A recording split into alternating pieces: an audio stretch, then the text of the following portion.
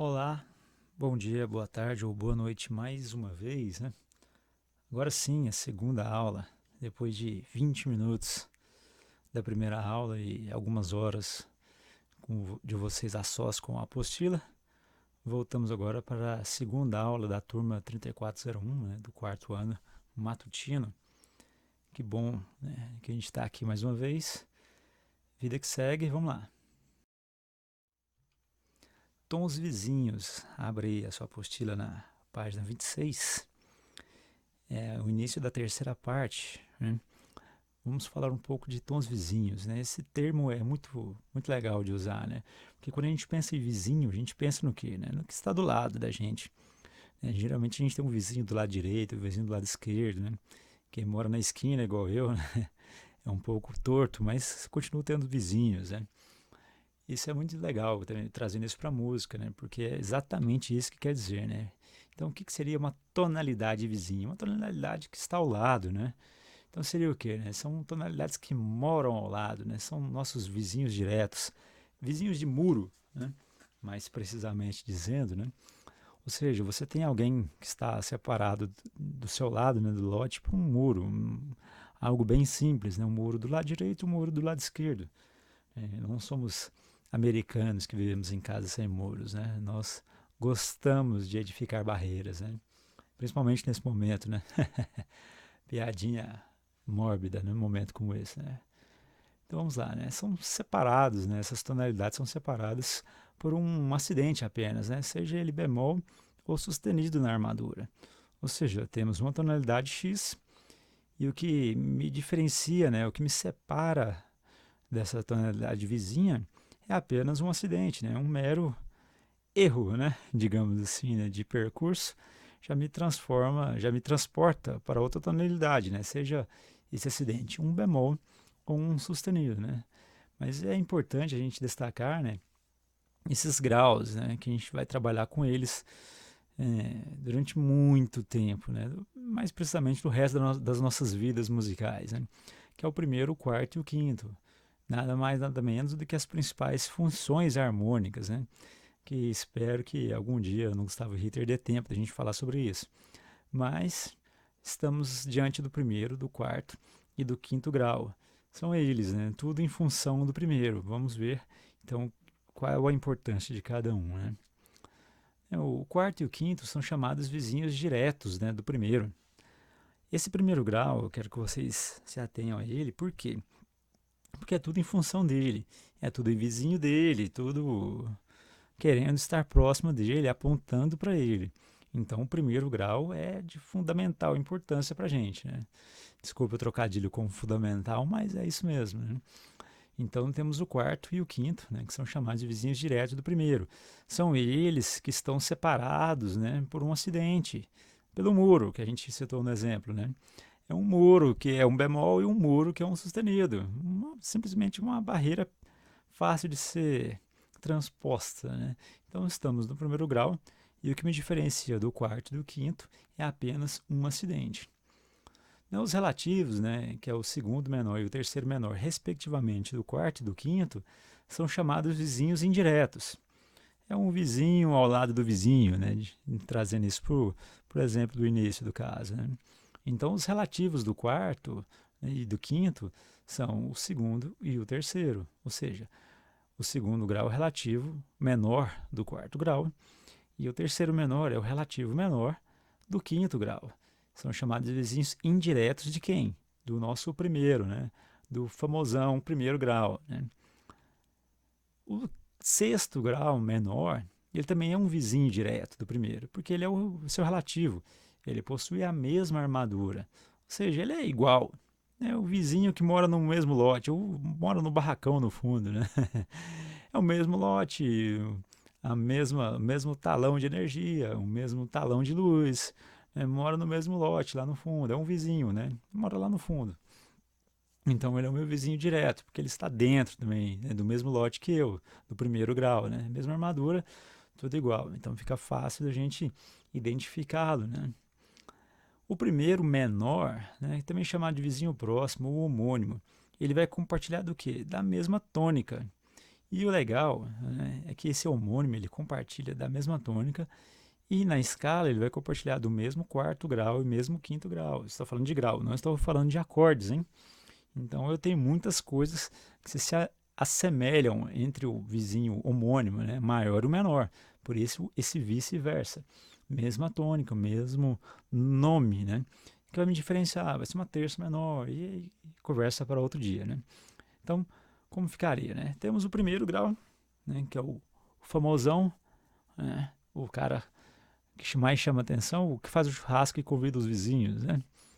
Vamos lá, então temos o primeiro, o vizinho direto, né, que vai ser o quarto grau, né, separado apenas por um acidente, como a gente mencionou, né? O próximo vizinho, né, vizinho ao lado, no outro muro, né, é o meu quinto grau. Esses dois acordes, eles possuem o quê? Né, uma característica muito legal, eles são diferentes do primeiro grau apenas por um acidente. Como assim? Eu tenho o primeiro grau e tenho uma escala formada sobre ele, né? Que me dá todas as outras notas. A gente já viu isso em acordes, né? Nas tríades.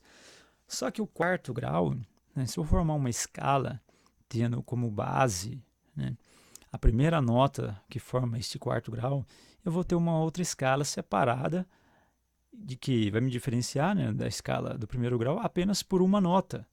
Uma nota só vai ser diferente. Ou seja, eu tenho mais 6 notas iguais à nota do primeiro grau. Então é bem vizinho mesmo, bem próximo, né, do primeiro grau. A mesma coisa com o quinto grau. Se eu formar uma escala, né, a partir dessa nota fundamental do quinto grau, né, dessa base, dessa tônica em diante, eu vou ter o quê? Eu vou ter uma nova escala, porém com apenas uma nota que me diferencia do primeiro grau. Ou seja, outras 6 notas iguais, né? Então é muito próximo, muito igual mesmo, né? Há apenas um acidente de diferença.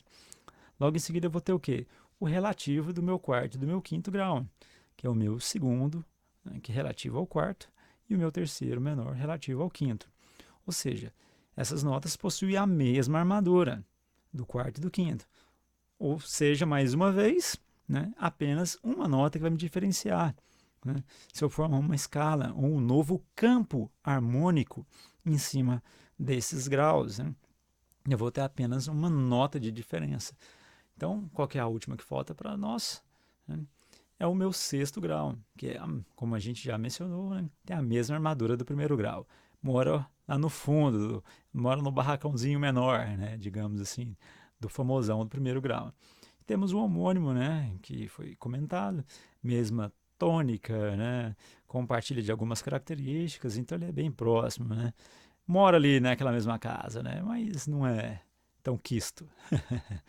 Ou seja, isso eu estou escrevendo por graus, né? Se a gente trouxer esse exemplo, né, para acordes, usando o mesmo modelo que a gente vem usando sei lá, desde o início do terceiro ano, comigo pelo menos, né, e agora no quarto, é sempre em dó, né, que fica fácil da gente poder trabalhar. Então, como é que fica agora? Ficaria dessa forma. Eu tenho os meus acordes, né, representados por cifras, né, mostrando o meu Dó, que é o meu primeiro, o meu quarto grau, que é o meu Fá maior, o meu quinto, que é o meu Sol maior, e assim o meu relativo de Fá, que é o Ré menor, e o relativo de Sol, que é o meu Mi menor, e o meu relativo menor do primeiro grau, que é o meu Dó, e o homônimo, né, que é o meu Dó menor. Na apostila, na página seguinte, né, na página 27, tem os tons vizinhos das tonalidades menores, né, do campo harmônico menor. Como funcionaria? Bem, como eu disse e vou repetir sempre, eu trabalho com conceitos. A partir do momento que entendemos o conceito, né, os próximos exemplos são fáceis de assimilação. Então vamos lá. Se eu tenho um relativo menor, né, a partir de um acorde maior, vice-versa, certo? Eu tenho um acorde menor, então eu terei um relativo maior do que ele. Né? Fica a dica para você fazer o exercício agora, quando chegar mais adiante. Né? Se você tem um relativo, se o meu Lá menor agora, eu preciso do meu relativo maior, qual que seria o meu relativo maior? Ah, seria Dó maior, qual o grau que ele se encontra? Ah, em tal grau. Então fica fácil agora para você montar esses exercícios, né? Então, vamos seguir agora. Tétrades, na página 33. É até engraçado, né? Falar de tétrade na página 33, né? Mais uma piada sem graça, né? Talvez é devido ao horário e ao cansaço e essa ressaca dessa quarentena que não acaba, né? Mas vamos lá. O que seriam as tétrades, então? No começo, né, na aula passada, vimos tríades, né? Um trabalho bem extenso em relacionado a tríades. São intervalos de terça e quinta formados a partir de uma fundamental, certo? Então, o que a gente vai fazer agora com relação à tétrade? Tríade eram apenas 3 notas, e a tétrade, então, né, irá somar-se, né, mais uma terça sobreposta à nossa famosa tríade. Ou seja, temos ali 3 notas e acrescentaremos mais uma terça, né, além da quinta ali. Vai dar o quê? Vai dar um intervalo de sétima a partir da fundamental. E é isso que a gente vai estudar agora. Essa primeira parte, né, eu não posso dar uma aula de tétrade em um vídeo de 5 minutos, talvez, né? A próxima aula será dedicada apenas à tétrade. Então, essa será apenas uma introdução do raciocínio para a gente conseguir chegar um pouco mais adiante para a próxima aula a gente dedicar um bom tempo apenas para as tétrades e seus campos harmônicos, que pode gerar uma confusão, né? E a gente precisa ralar um pouquinho sobre isso, né? Então não pode ser simplesmente passado por cima, né? Então temos no início essas informações básicas, né? Que é uma terça sobreposta à tríade que a gente já estudou, né? E esse intervalo formado a partir da fundamental será chamado de sétima. E como a gente viu lá no começo, o intervalo de sétima ele pode ser maior, pode ser uma sétima menor ou pode ser uma sétima diminuta. Então, como é que a gente vai saber o que é uma sétima? O que é uma sétima maior? O que é uma sétima diminuta? Ai meu Deus, o que é uma sétima, né? Como é que eu acho esse intervalo? Vamos contar. Então, se eu tenho um intervalo de Dó até Si, que intervalo que é esse? Né? Esse intervalo funciona como? Que intervalo que é? Quantos tons eu tenho? Meu Deus, eu tenho um intervalo de 5 tons e meio, então minha sétima é maior. Mas espera aí, como é que eu acho uma sétima diminuta então? Não, primeiro a gente tem que saber o que é uma sétima maior.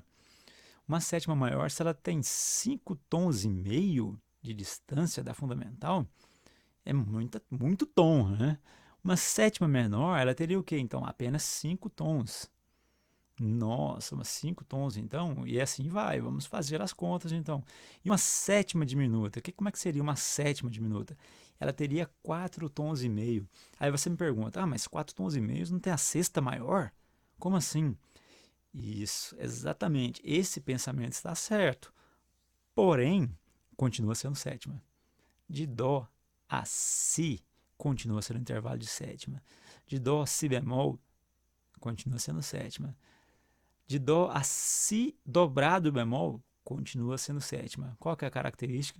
Vai ser a característica da sétima diminuta. Por isso a gente precisa saber a base, né? Entender o raciocínio da matemática, que é de fazer essas contas de intervalos, né? Que é a matéria que eu considero praticamente a mais importante no estudo da música, né? A gente precisa saber como eles são formados para poder entender quando aparecer de alguma forma diferente, né? Ou seja, vamos continuando. Essa sétima, né, ela poderá ser maior, menor ou diminuta, como a gente estava falando, né? E assim como as tríades, elas poderão ser invertidas. E aí que gera um ponto também. Por quê? Porque se eu tinha intervalo, se eu tinha inversão de intervalo, depois eu formo acordes, né, que são 3 intervalos. E depois eu pego e acrescento a inversão desses 3 intervalos, né? Eu acrescento mais uma nota, gerando uma sétima. Pronto, tá? É a receita do desespero na hora da prova, né? Eu tenho muita nota para inverter, né? Então, em vez da gente fazer essa chacoalhada de notas e ver qual nota que fica, né? Vamos aprender, vamos estudar, vamos fazer.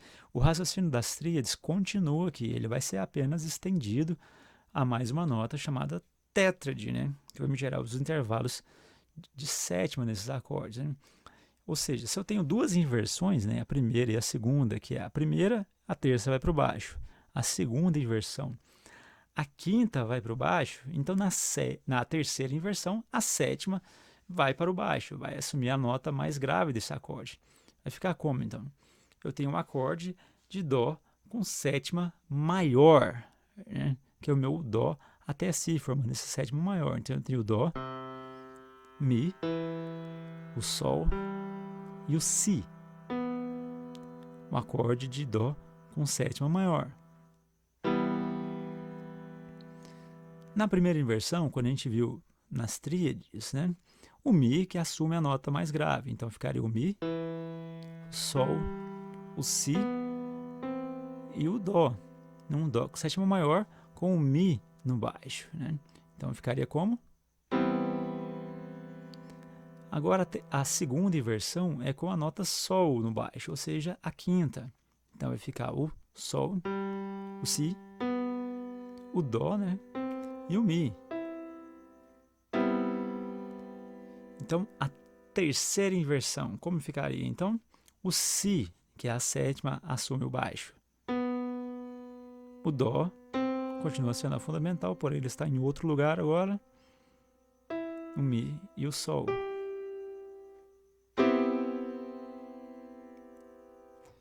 Ou seja, a ordem desses acordes não vai mudar a nomenclatura dele. Continuam sendo Dó. Né? São quatro acordes iguais com disposição diferentes. Lembrando que não precisa necessariamente, né, esses acordes serem formados conforme está nesse exemplo. O que não pode mudar é a segunda inversão, por exemplo, que é a quinta no baixo, ser outra nota. Né? A forma ou a distância, os intervalos que vamos colocar, né, as notas superiores, não interessa, não importa. Principalmente uma partitura de piano, por exemplo, quando tem uma nota, por exemplo, a segunda inversão, o Sol está na mão esquerda, tanto faz a ordem como você vai colocar as demais notas na mão direita ou pegando algumas notas com a mão esquerda mesmo. Ou seja, a primeira nota é o que vai contar como inversão. Não precisa ficar preocupado com a sequência das notas de cima, né? Desde que você aprenda qual é a nota mais grave que deve assumir em determinada inversão. Né? E isso que a gente precisa ficar atento. Né? Tem essa questão na página 35, né, da inversão das tétrades, né, que a gente vai ver mais futuramente. Na página 34, tem essa inclusão das sétimas nos campos harmônicos, né, maior, menor, né, menor harmônico e menor melódico. Ou seja, isso aí é um assunto para a gente tratar mais detalhadamente na próxima aula. O que eu quero que vocês entendam? Então, o raciocínio da tríade, porém agora acrescentando mais uma nota, que forma um intervalo de sétima. Fazendo isso, a gente consegue voltar nos exercícios anteriores, né, entender como é que funciona e resolver daqui para frente. Então, digamos que o que fica desse vídeo agora é a dica para vocês estudarem e se adiantarem na apostila. Né? Tentem resolver os exercícios e a gente vai conversando através do WhatsApp, dos grupos ou do privado mesmo, e a gente já vai tratando dessas dificuldades. Na próxima aula, a gente vem com os exercícios, né, tirando dúvidas, um plantão de dúvidas, e fazendo os exercícios de solfejo e ritmo dos capítulos anteriores, dando continuidade ao que a gente já trabalhou, né, do primeiro ritmo e solfejo. Né? Então é isso, pessoal. Não deixem de estudar, ok?